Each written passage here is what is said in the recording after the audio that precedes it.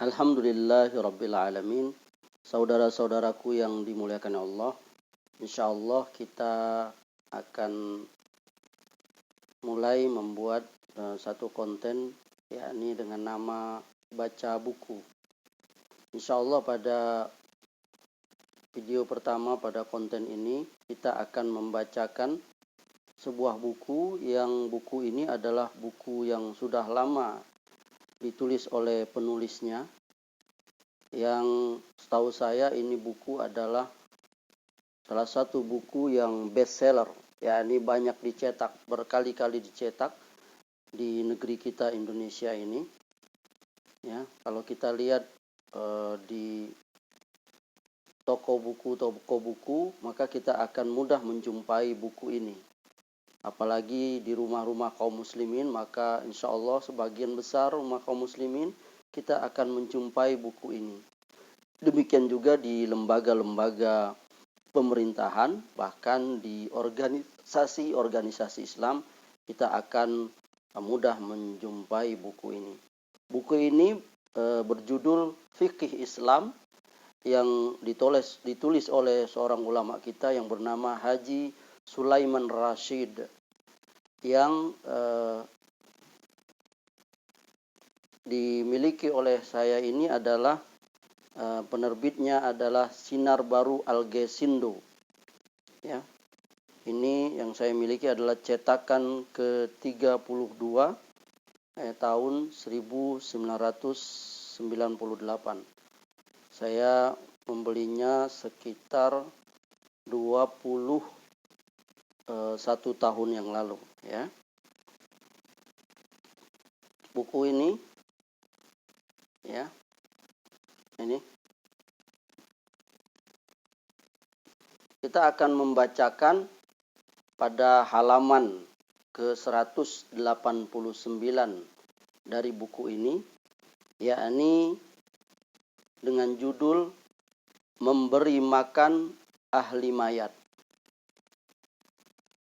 Kaum kerabat, tetangga, sahabat, dan handai tolan mayat hendaklah memberi makan keluarga atau ahli mayat karena mereka sedang dalam keadaan kalut, belum sempat mengurus makanan mereka sendiri. Sabda Rasulullah sallallahu alaihi wasallam, an Ubaidillah bin Ja'far qala lamma ja an-na'yu Ja'far hina qutila qala an-nabiy sallallahu alaihi wasallam isna'u li Ja'far ta'aman faqad atahum ma yusghiluhum. Dari Ubaidillah bin Ja'far, ia berkata, tak kala datang kabar meninggalnya Ja'far karena terbunuh, Rasulullah sallallahu alaihi wasallam bersabda, buatkanlah olehmu makanan untuk keluarga Ja'far karena mereka sedang menderita kesusahan atau kekalutan. Riwayat 5 orang ahli hadis kecuali Nasa'i. Itulah yang disyariatkan dalam agama Islam, bukan sebagaimana yang biasa dilakukan di Indonesia. Semua tetangga, sahabat yang dekat atau yang jauh, keluarga, teman, dan orang sekampung datang beramai-ramai berkumpul di rumah ahli mayat untuk makan-makan.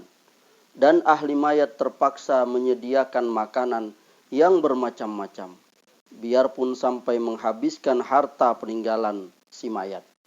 Bahkan kalau kurang, hartanya sendiri dihabiskan pula.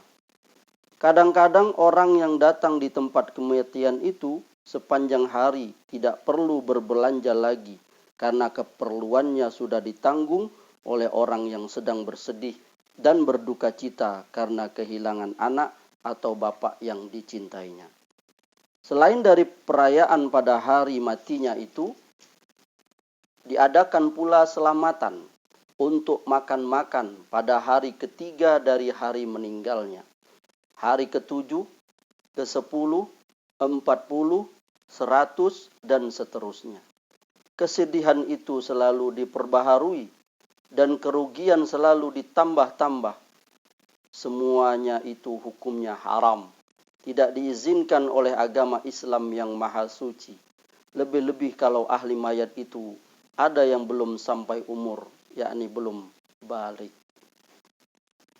An Jarir bin Abdillahil Bajalisi qala kunna na'uddul ijtima'a ila ahlil mayyiti wa sun'atat ta'ami ba'da dafnihi minan niyahah.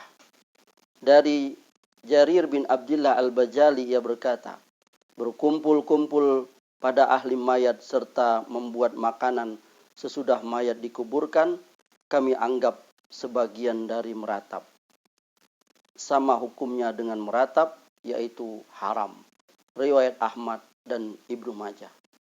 Memang, kalau kita renungkan lebih jauh, serta kita pikirkan dengan pikiran yang sehat dan tenang, alangkah sedihnya ahli mayat sesudah ia kehilangan anak, buah hatinya, atau kehilangan bapak pemegang kemudi hidup dan penghidupannya, hartanya dihabiskan pula. Kalau tidak mengikuti kehendak adat, ia tercela di mata kaum adat yang berpikiran tidak sehat itu. Sekian.